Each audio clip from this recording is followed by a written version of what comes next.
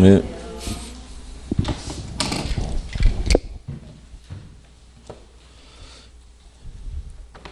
지난번에 그 간평 뒤에 좀 남았죠?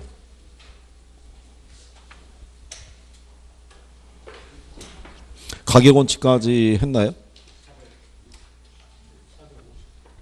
58페이지요. 감정평가 방식에 대해서. 그 뒤에 계신 분은 지금 기본소가 없으신가요? 요약집 갖고 계신가요? 오늘까지 저기 그 기본소로 해서 뒤에 부분을 마무리를 해야 돼가지고,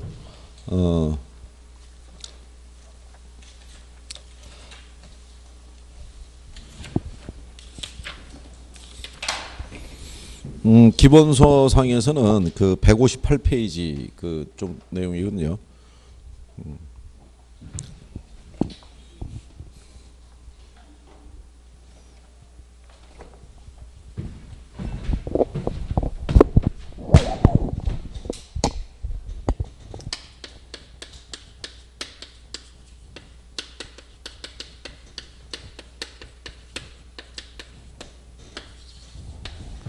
아마 그러면 지난 시간에 감정평가 방식에 대한 기본적인 거는 설명을 해드렸던 거죠.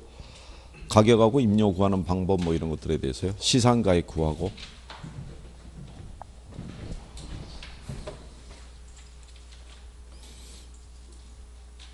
지난번에 시상가액의 조정에서 구하는 것도 설명이 다 됐었나요?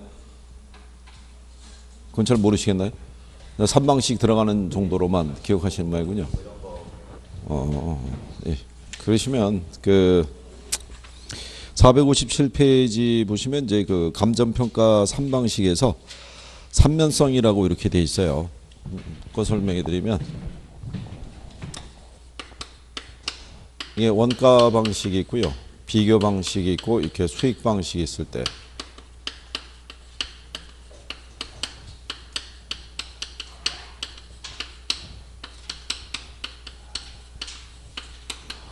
요건 이제 요 세 가지를 우리가 이제 삼면성이라고 얘기를 해요. 그러니까 비용성의 사고에서 가격을 구하는 것은요. 물건을 생산하기 위해서 투입한 비용에 의해서 가격이 결정이 되는 측면이고요. 시장성이라는 것은요. 시장에서 어느 정도의 가격으로 거래되고 있느냐. 이게 기준이고요. 수익성이라는 것은요.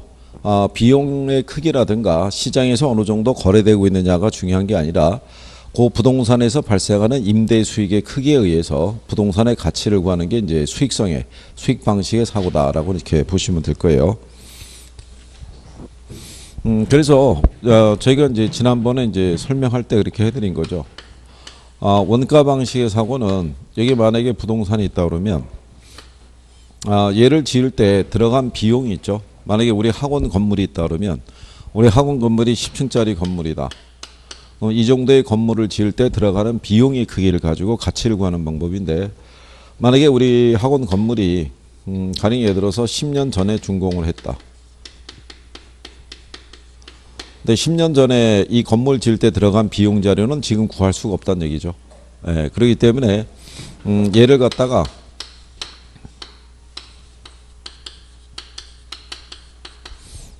이날이 이제 기준 시점이라고 가정하면요. 얘를 다시 짓는 데 들어가는 비용 산정은 10년 전 거는 몰라도 지금 거는 구할 수 있겠죠. 지금 우리가 신축한다 그러면. 계산해 봤더니 이거 건물 짓는데 한 10억 들어간다라고 가정하는 거죠. 근데 얘는 10년 전에 준공했으니까 현재까지 뭐가 발생했냐면 감가가 발생했다는 얘기죠. 그러니까 여기 지어지는 무슨 원가에서 신축 비용에서 뭐를 공제하겠어요? 감가를 공제해 봤더니 한 4억 정도 나왔다. 그러면 10억에서 4억을 빼면은 이 건물의 가치는 지금 얼마가 된다? 한 6억. 그 다음에 이 토지 가치는 별도로 구해야 돼요. 별도로 구해 봤더니 토지 가치 한 30억 나오더라. 그럼 두 개 합쳐서 전체가 36억이다. 이렇게 구하는 게 원가 방식의 사고예요. 이 건물 지을 때 들어가는 비용의 크기에서 가치가 결정이 돼요. 근데 얘가 만약에 지을 때 10억이 아니라 20억 들어간다 그러면 감가에 대한 부분은 고정이 돼 있을 거 아니에요. 그러니까 거기서 빼면 이 가치가 더 커지겠죠. 그러니까 들어갈 때 비용이 크면 클수록 가치가 커지는 구조예요. 이게 그래서 무슨 사고에 입각하고 있냐면 비용성의 사고에 입각하고 있다라고 얘기를 해요. 근데 이제 시장성의 사고는 이제 무슨 얘기냐면요. 얘를 갖다가 다시 짓는데 들어간 비용에 의해서 가치를 구하는 게 아니라 얘하고 시장에서 유사한 건물이 있을 때 얘가 시장에서 한 12억 정도의 거래가 되고 있으면 얘도 한 이 정도는 할 것이다 라고 보는 게 이제 비교 방식의 사고예요. 그러니까 얘 자체를 구하는 게 아니라 얘하고 유사한 부동산의 거래 사례하고 비교해서 가격을 구하는 게 이제 그게 시장성의 사고라고 보시면 되겠고, 그러면 수익성의 사고는 얘 지을 때 들어간 비용이라든가 시장에서 얼마 거래되고 있다 이게 중요한 게 아니고요. 이 부동산에서 발생할 수 있는 임대 수익의 크기를 가지고 측정하는 거죠. 10층짜리 건물을 전부 임대 줬을 때 1년 동안 얻을 수 있는 임대 수익의 크기를 가지고 가격을 구하는 게 그게 수익 방식의 사고라고 보시면 되죠. 그래서 이제 그 삼면성이라는 게 비용과 시장성 그다음에 수익성의 논리에 기초를 두고 있다 이렇게 생각하시면 될 거고요. 이것도 처음에 삼방식에 대한 거 들으면은 무슨 말인지 잘 몰라요. 그러니까 이것도 몇 번 들어야 돼요. 이것도 그죠? 자, 그래서 그 사고에서 구하는 거고요. 원가 방식에서 가격을 구하는 거를 우리가 원가법이라고 얘기하고요.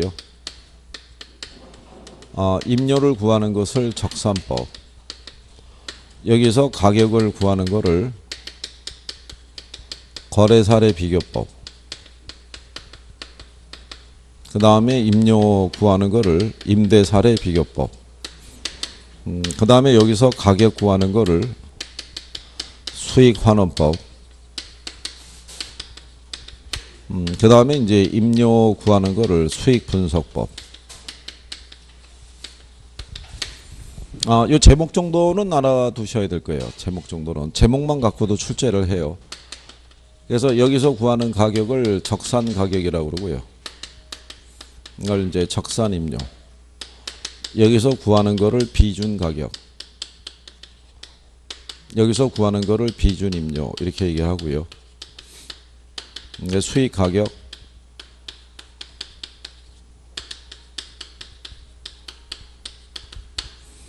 이런 건 이제 가로놓기에서 이제 출제하기도 하고요. 요 용어들은 이미 다 출제했어요.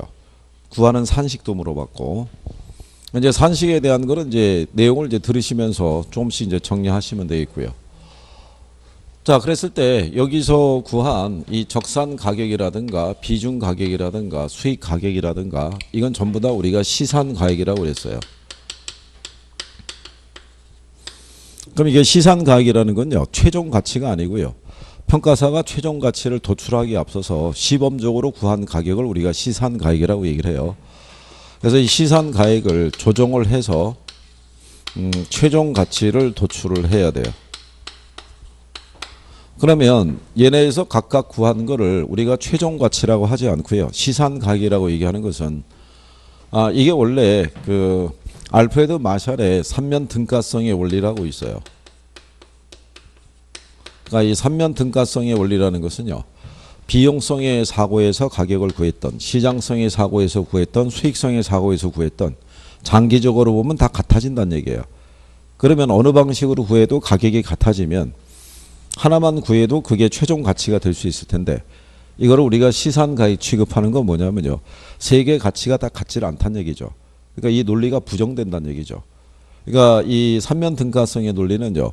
우리가 지난주에 가치론을 했을 때 가치하고 가격은 서로 어떻다고 그랬냐면 같다라고 얘기한 거죠.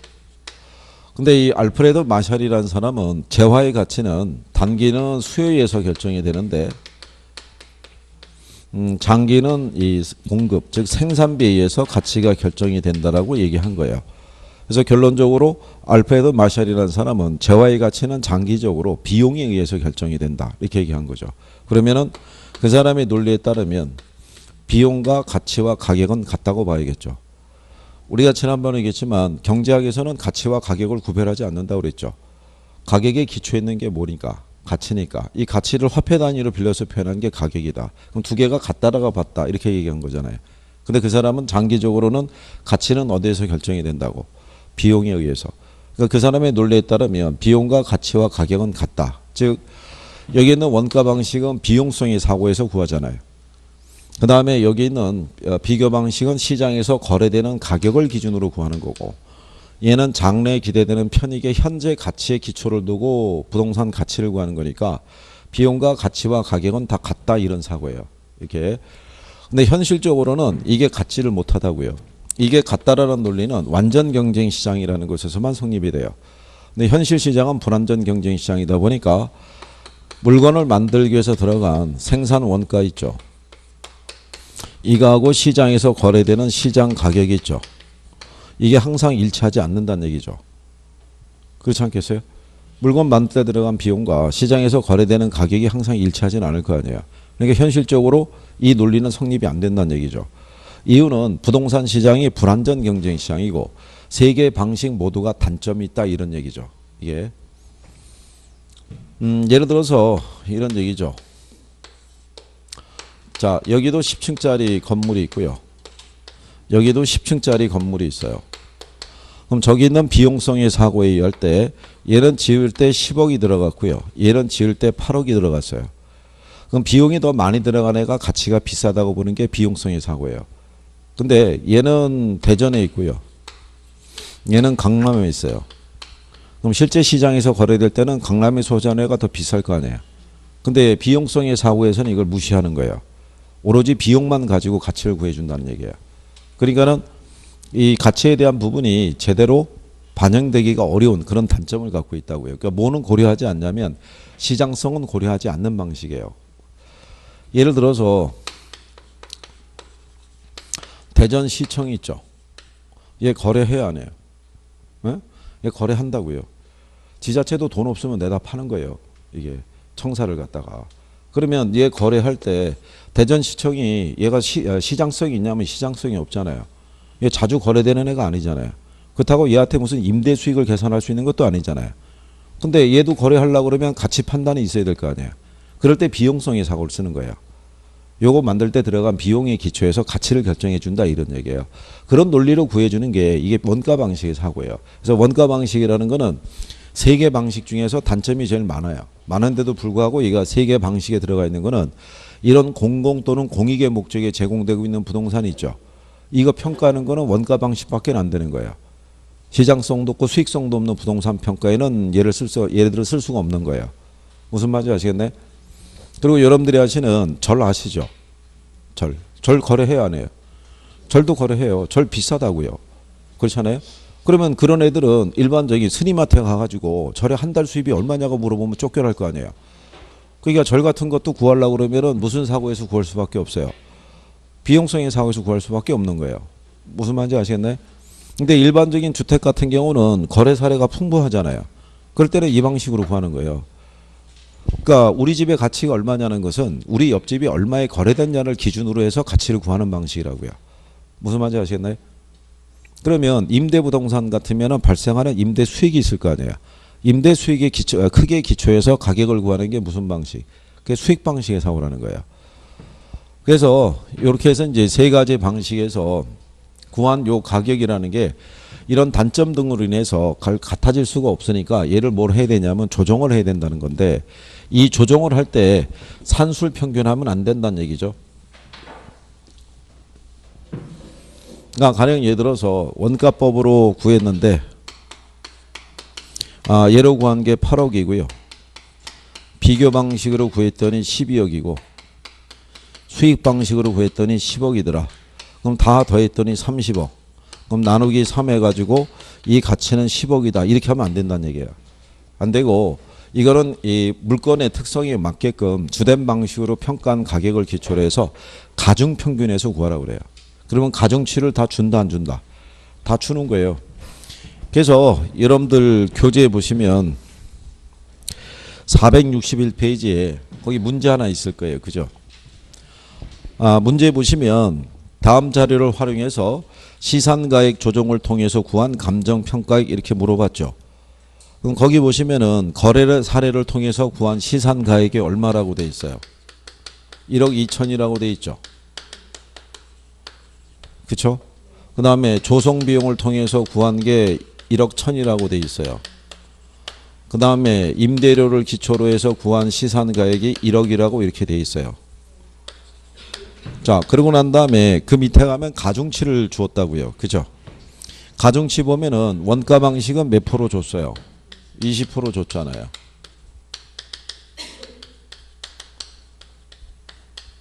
그 다음에 비교 방식은 50% 줬죠. 그 다음에 수익 방식은 30% 줬잖아요. 그러면 여기다 가중치를 곱하란 얘기죠. 그러면 여러분들이 보시면 원가 방식은 비용성의 사고잖아요. 그러니까 여기 조성 비용이라고 있잖아요. 비용에서 구했다는 거죠. 그러니까 여기에다가 얼마? 20%. 그럼 1억 1천에 대한 20%면 얘가 2,200일 거 아니에요.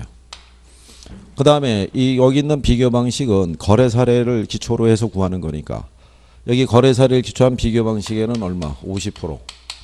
그러면 얘가 6천 나올 거 아니에요. 그 다음에 임대료 수익이잖아요. 수익 방식은 임대료에 기초해서 구하는 거니까 그럼 여기에다가 30%. 그러면 1억에 30%면 3천이잖아요. 그럼 얘네 다 더하면은 1억 1,200 나올 거 아니에요. 이게 시산가액이라고요. 이렇게. 그러니까 가중치를 둔다고요. 이렇게. 그러면 여기서 얘가 가중치가 제일 크잖아요. 그러니까 이 물건에 대한 거는 기본적으로 비교 방식을 통해서 가치를 구해야 되는 거죠. 그러니까 시장성 있는 물건이란 얘기죠. 이거를 다른 방식으로 구한 거하고 비교해서 격차를 조정해 주라 이런 얘기죠. 이게. 여기 다 틀리잖아요. 시산가액이. 그렇잖아요. 근데 여기서 보면은 얘를 구한 게 제일 가치가 크잖아요. 그러니까 나머지하고 갭이 있어요, 없어요? 갭이 있으니까 이 가중치를 둬서 평균치를 구하라고 얘기하는 거잖아요. 가중 평균에서. 이렇게 해서 이제 시산가액을 조정해서 최종 가치를 도출하는 그런 개념이라고 보시면 돼요. 자, 그래서 여러분들이 460페이지 가시면 하단에 니은에 보면 시산가액의 조정 방법이라고 돼 있죠. 그래서 시산가액의 조정은 감정평가 3방식에서 구해진 세 개의 가격을 단순히 산술평균하는 것이 아니라 평가 시 사용된 자료의 양, 정확성, 적절성 등을 고려해서 각각의 방법에 가중치를 두어서 가격을 결정한다 이렇게 되어 있는 거예요. 자, 그래서 이제 시산가액의 논리를 우리가 정리를 해봤던 거죠. 여기서 이거 뭐 계산을 꼭 해달라고 말씀을 드린 건 아니고 시산가액을 만약에 조정을 해야 될 때 이거 산술 평균 한다 그러면은 이거 틀리는 거예요. 예? 단어상에서 그런 정도라도 기억을 해주시면 되겠고요. 자, 그 다음에 이제 뒤에 가면은 이제 원가 방식이라고 나와 있어요.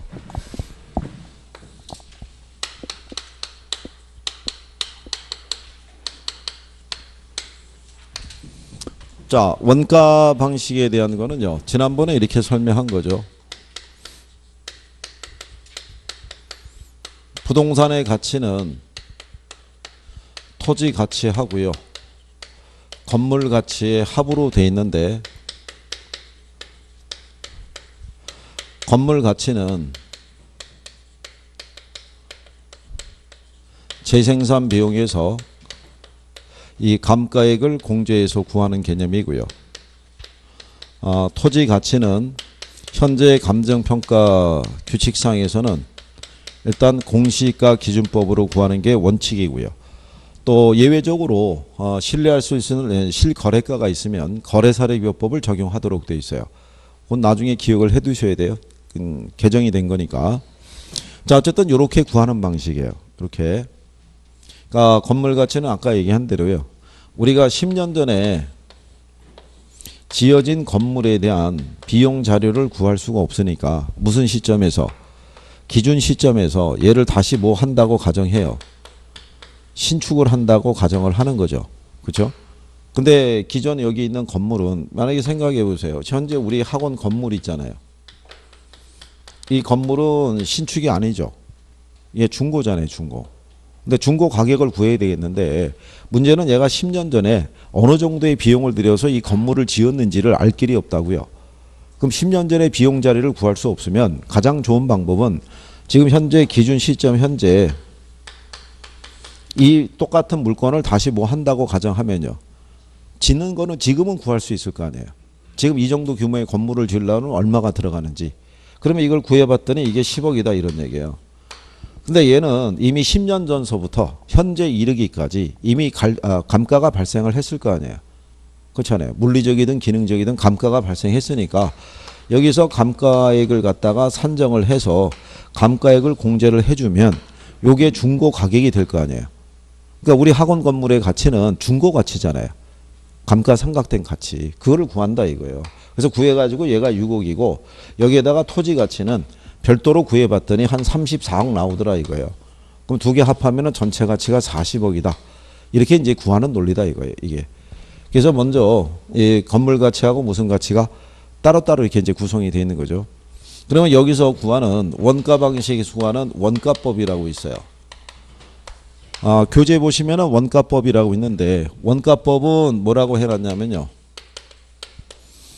대상 물건의 제조달 원가에 감가 수상을 해서 대상 물건의 가액을 산정하는 방법을 얘기를 해요.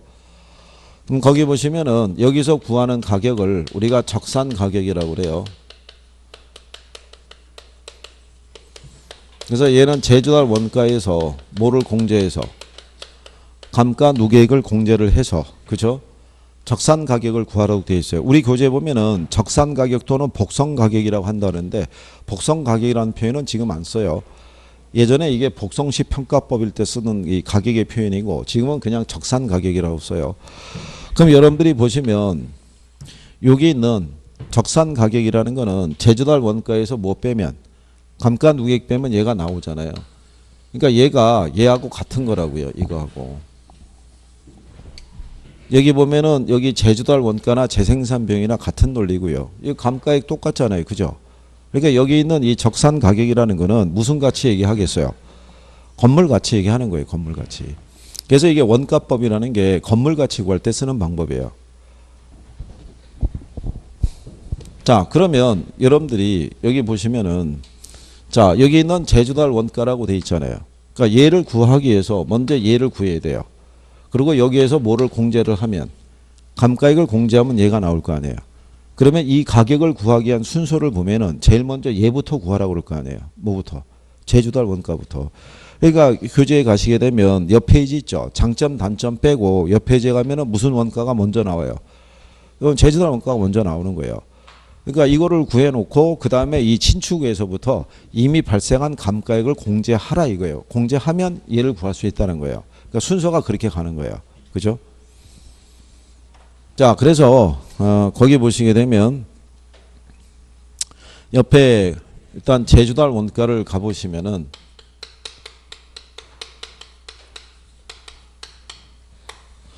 자, 이 제조달 원가에 대한 부분에서요. 제조달 원가는 뭐라고 해놨냐면요. 대상 물건을 기준 시점 현재 재생산 또는 재취득하는 경우에 적정 원가 총액이다 이렇게 얘기해놨잖아요. 그죠? 근데 건물의 경우는 기준 시점 현재 정상적으로 사용할 때까지 소요되는 적정 신축 원가 총액이라고 할 수 있다 이렇게 돼 있잖아요. 그러니까 그냥 간단하게 제조달 원가라는 것은 이 기준 시점 현재 대상 건물의 무슨 원가다? 신축 원가라고 보시면 돼요. 이게 원래 신규 비용인데 우리 건물을 가정하게 되면 이게 신축 원가가 될 거 아니에요.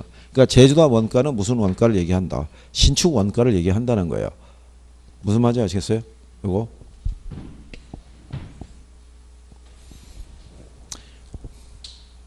지난번에 혹시 그 대체 원칙 배운 거 기억하시나요?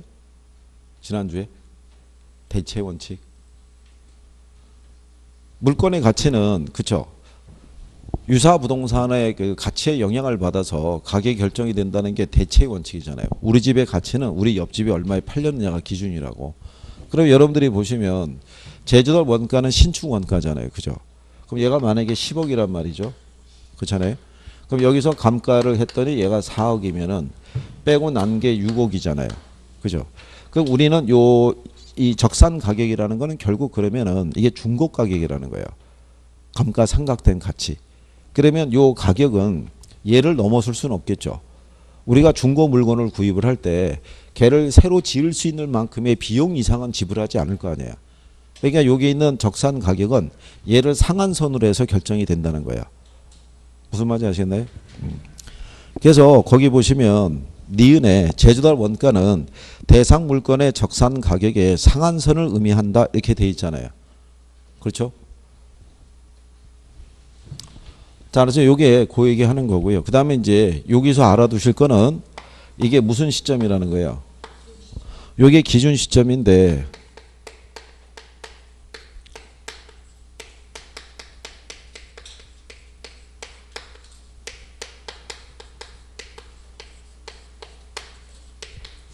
뭐 신축 시점이나 준공 시점이나 현재 시점이나 이걸로 바꿔 쓸 수 있어요, 없어요? 이거.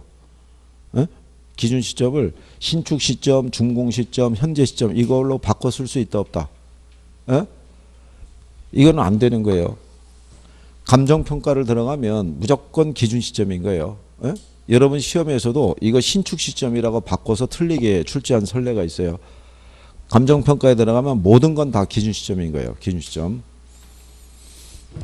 자, 그러면 이 제조달 원가의 종류를 보시게 되면요.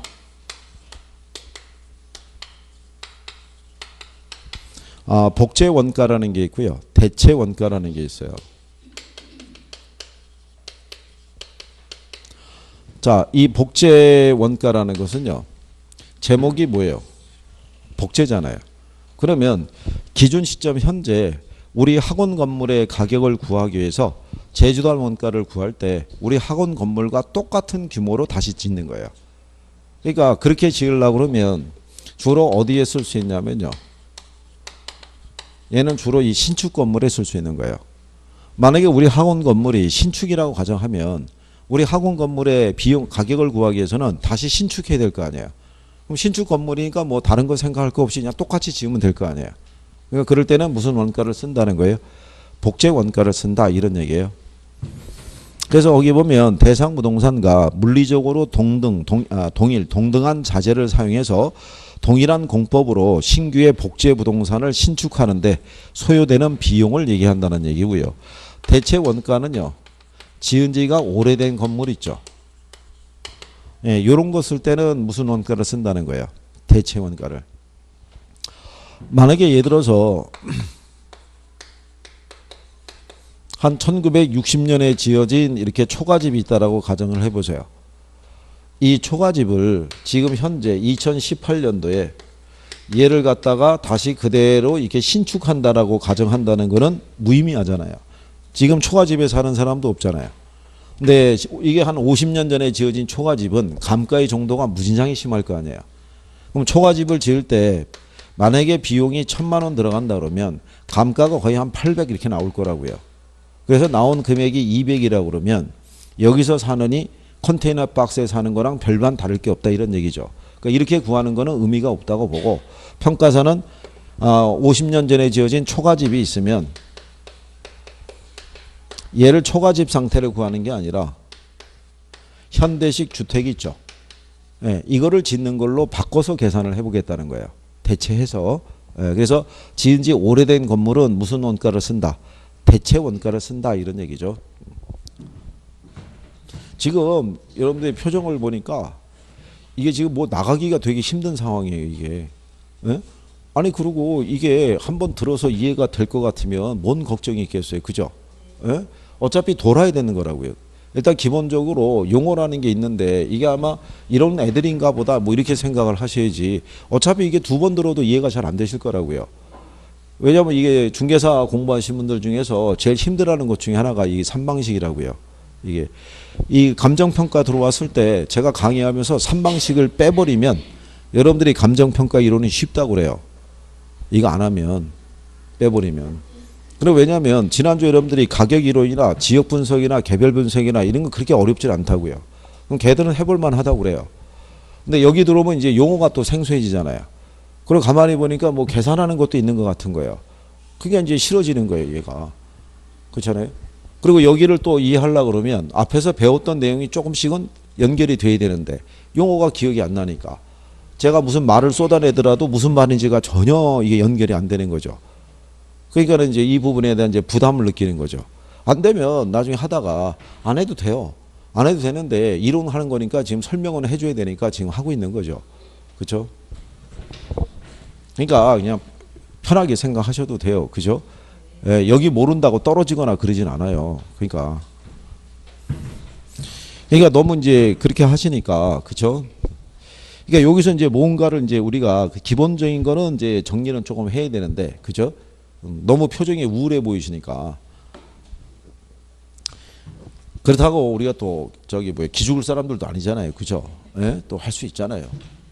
자, 그러면 거기서 여러분들이 보시면 자, 복제 원가와 그 대치 원가의 비교라고 돼 있죠.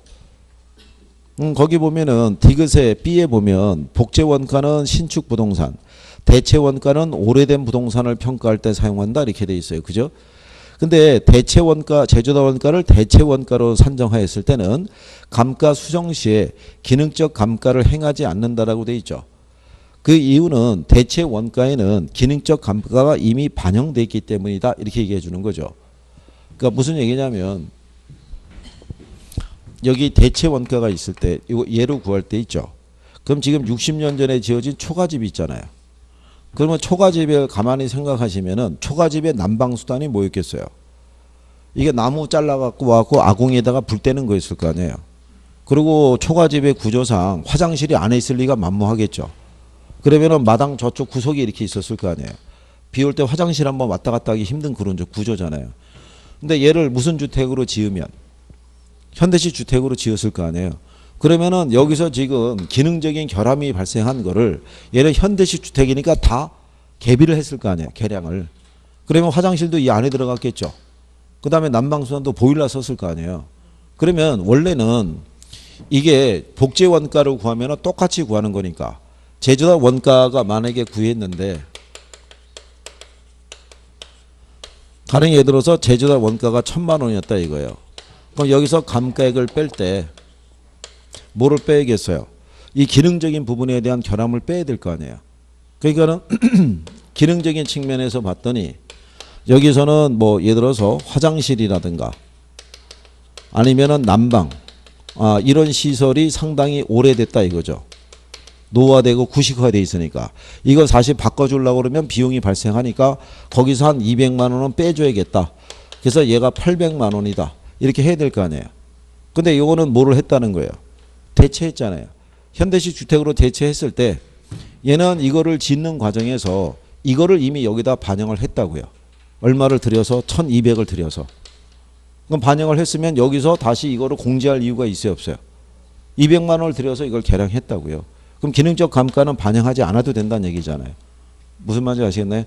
그런 논리라고 생각하시면 돼요. 그래서 대체 원가를 구했을 때는 기능적 감가를 반영한다 안 한다? 안 한다 이렇게 생각하시면 돼요. 일단 이제 거기까지는 해야 그 다음 거를 또 해보죠 나중에. 그죠? 그 다음에 거기 보면요 산정 기준을 보게 되면 이 제조다 원가를 구할 때는요 얘는 도급 기준이에요. 여기서 제조다 원가를 구할 때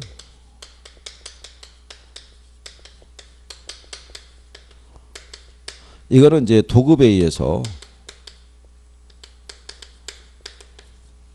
그러니까 이거를 우리가 자가 건설을 할 수도 있고요. 아니면 도급을 줄 수도 있는데 무조건 뭐를 주는 방식이에요? 도급을 주는 거예요. 그죠? 그 왜 도급을 주는 방식이냐면 여기 있는 원가 방식은 비용성의 사고라고 그랬잖아요. 그죠? 그럼 얘가 짓는데 들어가는 비용이 얼마 들어갔냐면 10억이 들어간 거예요. 그러면 이 건물의 가치는 10억 이상은 나올 수가 없겠죠. 신축 가격을 넘어설 수는 없으니까. 그럼 얘 신축할 때 들어가는 비용이 얼마가 들어갔는데요? 10억이 들어갔는데 이 10층짜리 건물이 시장에서 거래되고 있는 시세는 얘가 한 10억 정도에 거래되고 있는 거예요. 그러면 원가 방식으로 구한 것과 우리가 비교 방식이라는 애들은 시장에서 거래되는 시세를 기준으로 가치를 평가하잖아요. 그럼 둘의 갭이 너무 커지는 거예요. 비용으로 구한 가격하고 시장에서 거래되는 물건의 시세하고 비교했을 때 너무 갭이 커지니까 그러니까 얘를 자가 건설하는 걸 하지 말고 뭐를 주는 거를 가정하자 이거예요. 도급을.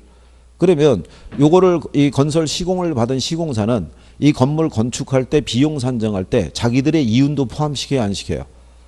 포함을 시킬 거 아니에요. 건축비만 생각하지 않고 자기들 이윤도 생각할 거 아니에요. 그럼 이윤을 플러스를 해서 한 3억 집어넣으면은 비용에서 산정한 게 한 13억 정도 나오잖아요. 그러면 갭이 많이 좁혀지잖아요. 그래서 자가 건설하지 않고 무슨 방식으로? 도급 주는 방식으로 계산한다 이거예요. 무슨 말인지 아시겠나요? 그래서 그런 논리예요. 그래서 거기 산정 기준에 보면은 도급 방식 기준이라고 돼 있죠. 자가 건설이냐 도급 건설이냐를 불문하고 도급 건설에 준해서 제조달 원가를 산정한다 이렇게 돼 있잖아요. 그럼 결론적으로는 자가 건설일지라도 수급인의 적정 이윤이 있죠. 그러니까 수급인의 적정 이윤이라는 게 개발업체 이윤이라는 거예요. 이것까지도 포함해서 제조달 원가를 산정해야 되더라 이런 얘기예요. 그래서 그 밑에 가면 표준적인 도급 건설 비용할 때 직접 공사비하고 간접 공사비에다가 개발업체의 이윤도 포함을 시킨다 안 시킨다? 시킨다는 거예요. 비용 산정할 때. 무슨 말인지 아시겠나요? 그러니까 제조달 원가를 구할 때는 개발업체 이윤도 포함시킨다 안 시킨다? 포함시킨다. 자, 이제 그런 내용이죠. 그 다음에 이제 뒷장에 가시면 제조달 원가를 구하는 방법이라고 돼 있어요.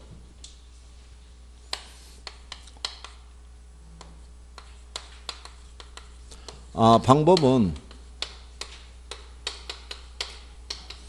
제목 정도 알아두시면 될 거예요. 이렇게 해서 총량조사법이라는 게 있고요. 구성단위법이라는 게 있고요. 단위비교법이라는 게 있고요. 그 다음에 비용지수법이라는 게 있어요. 그래서 이제 종류 정도. 4가지 종류가 있는데 여러분 시험상에서 계산 문제로 나온 거는 이거밖에 없어요. 비용지수법밖에. 요거. 그러니까 나머지는 안 나온다고 생각하시면 돼요. 감정평가사 시험도 이거밖에 안 내요.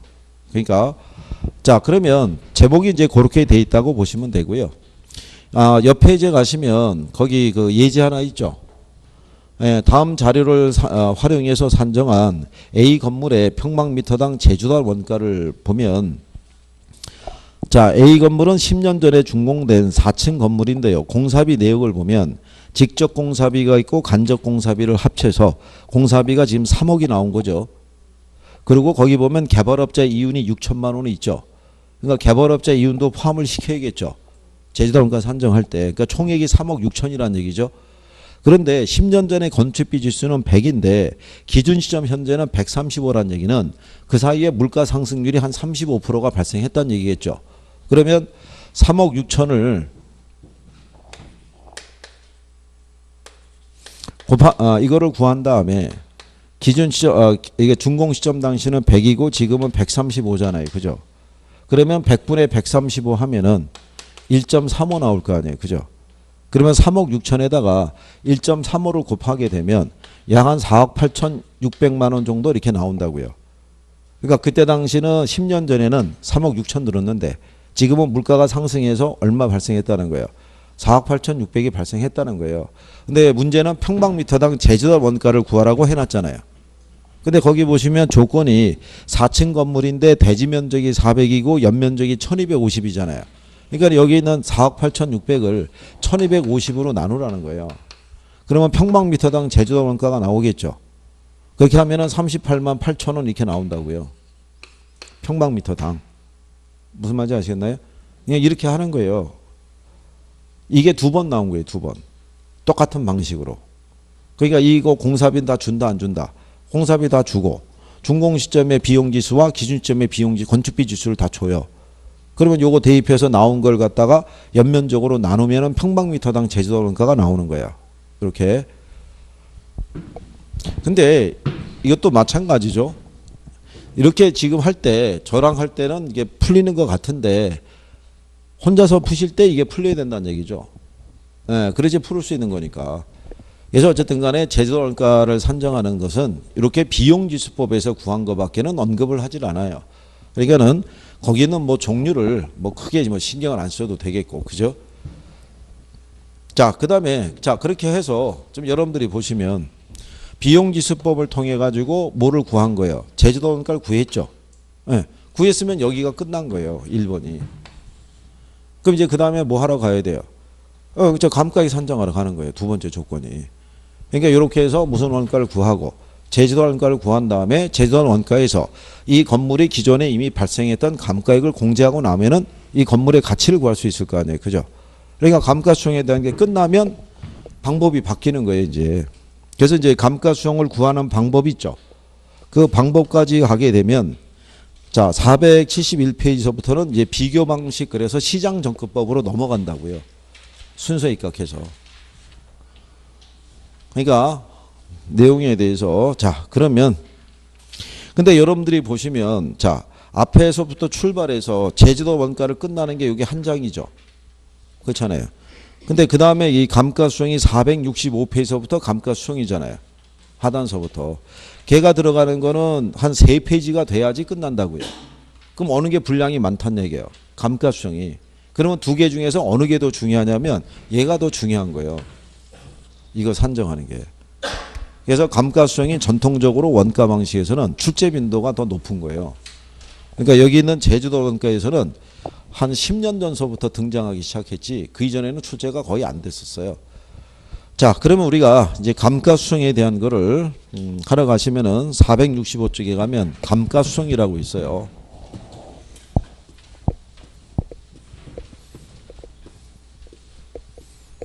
그러면 이제 첫 번째로 했던 게 그 제주도 원가 이거 구했고요.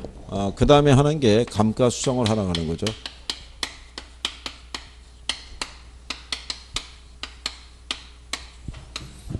이 감가수용에 관한 용어를 작년 여러분 시험에 낸 거라고요. 이거를 출제를. 자 거기 보시면 감가수용의 의의라고 돼 있죠. 자 감가수용이란 대상 물건에 대한 제주도 원가를 감액해야 할 요인이 있는 경우에 물리적, 기능적 또는 경제적 감가 등을 고려해서 그에 해당하는 금액을 제주도 원가에서 공제해서 기준 시점에 있어서 대상 물건의 가액을 적정하는 작업을 말한다 이렇게 돼 있죠. 근데 거기 문장상에서 보시면 제주도 원가에서 뭐 하라고 돼 있어요. 공제하라고 돼 있죠. 감가수용이 결국 감가액을 구하는 거죠. 무슨 시점에서? 기준 시점에서. 물건을 감액해야 될 부분이 있으면 제주도 원가에서 뭐 하란 얘기예요. 공제하란 얘기잖아요. 뭐를 공제하란 얘기가 되겠어요. 감가액을. 그렇죠? 그러면은 여기 제주도 원가가 무슨 원가겠어요? 신축 원가잖아요. 그럼 신축에서 감가액을 공제하게 되면 남는 건 뭐가 되겠어요? 이게 중고 가격이죠. 그렇잖아요. 그러면 신축하고 중고 가격의 차이가 뭐겠어요? 감가액일 땐 감가액. 그러니까 감가액 구하는 방법이라고요. 네? 근데 여기서 보면 얘 뭐 하라고 돼 있어요? 공제하라고 돼 있잖아요. 이거 작년 여러분 시험에는 이거 더하라고 그런 거예요. 틀리게 준 게. 공제인데 더해서 이렇게. 그러니까 결국은 감가수용이라는 거는 기준 시점에서 대상 물건에 뭐를 구하는 방법이에요. 감가액 산정하는 방법이에요. 감가액 산정. 제주도 원가가 신축 원가라고 그랬잖아요. 신축. 그죠? 그러면 신축 원가에서 뭐를 공제하면 감가액을 공제하면 중고 가격이 나올 거 아니에요. 그러니까 우리가 제주도 원가에서 감가액 빼면은 적산 가격이라고 나온다 그랬죠. 이게 그 적산 가격이라는 게 중고 가격이라고 해요. 감가 삼각대 같이. 우리 지금 학원 건물은 신축이 아니잖아요. 그렇잖아요. 얘 중고잖아요. 중고 건물. 어? 그러니까 중고 건물의 가액을 구하겠으니까 신축 가격 구하고 감가액 공제하면 이 건물의 가치가 나온다는 얘기예요. 이게. 그래서 이제 그게 감가 수정이고요. 이 감가 수정을 감가액을 구하기 위해서는 이제 감가 요인을 고려하는데 이 감가 요인은 물리적 감가가 있고요. 기능적 감가가 있고 경제적 감가 뭐 이렇게 이제 요인을 나누면 그렇게 돼 있다는 얘기죠. 그러니까 이제 물리적 감가라는 것은요. 주로 어디서 발생하냐면 시간의 경과 있죠. 또는 사용 등에서 발생하는 게 이제 물리적 감가죠. 그러니까 이거는 건물이 지은 지가 몇 년이 됐느냐, 건물의 상태를 보면 유추가 되는 거예요. 그러면 얘네들은 다 연결되어 있는 애들이죠. 지은 지 오래돼 있으면 기능적인 부분에서 설비라든가 구조에 노후화라든가 아니면은 구식화 이런 게 발생할 거 아니에요. 이런 거 기준으로 해서 산정하는 게 이제 기능적 감가고, 경제적 감가는 이제 인근 지역에 쇠퇴 등에 의해서 발생한다는 얘기죠. 거기 있는 공장이 문을 닫았다든가 학교가 폐교가 됐다든가 이러면 이제 공실이 늘어날 거 아니에요. 그죠? 그렇게 해서 발생하는 게 이제 경제적 감가다 이거죠. 그럼 여러분들이 앞에서 배웠던 가격 원칙이라고 있어요. 가격 원칙에 가게 되면 변동의 원칙이라고 있었어요. 걔가 물리적 감가 산정할 때 기준이 되고요. 기능적 감가를 산정할 때는 무슨 원칙 쓴다고 그랬어요? 어? 이거 균형의 원칙 쓴다고요. 경제적 감가를 판정할 때는요. 이거 적합의 원칙 쓰는 거예요. 이거 바꾸면 틀리는 거예요. 이거 시험에 나온 거라고요. 무슨 말인지 아시겠나요? 원가법을 적용할 때 그렇죠? 기능적 감가를 의해서 균형의 원칙을 통해서 경제적 감가를 판정했다면 틀리는 거예요. 균형의 원칙을 통해서는 무슨 감가를? 기능적 감가를.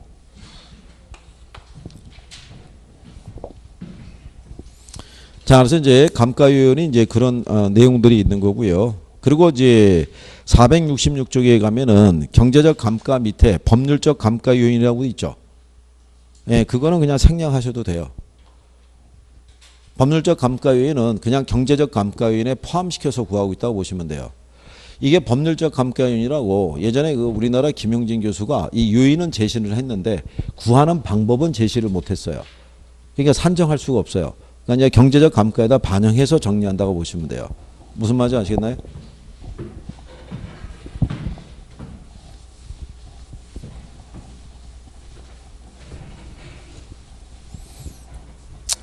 자, 그 다음에 얘네는 이제 감가 수정하는 이제 방법이 있는데,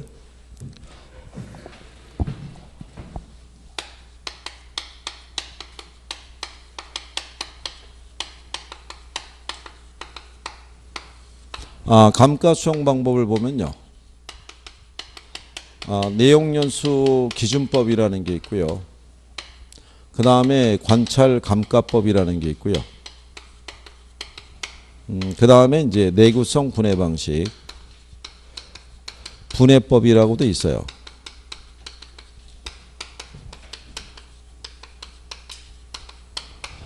여기까지가 이제 직접법이라고 얘기를 하고요. 요거 말고 그 시장 추출법하고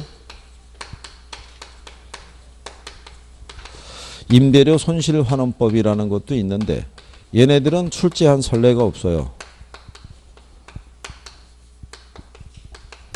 요거는 간접법이라고 보시면 되고요. 일단 뭐 요런 정도라도 이제 정리하시는 게 필요하고요. 내용연수 기준법도요. 다시 세분하면 정액법이라는 게 있고요.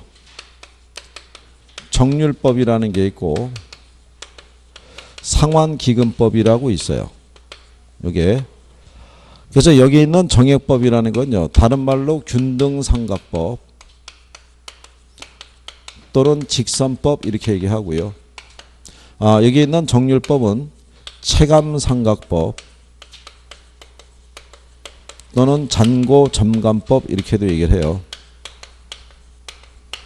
그리고 여기 있는 것은 감채기금법 뭐 이렇게.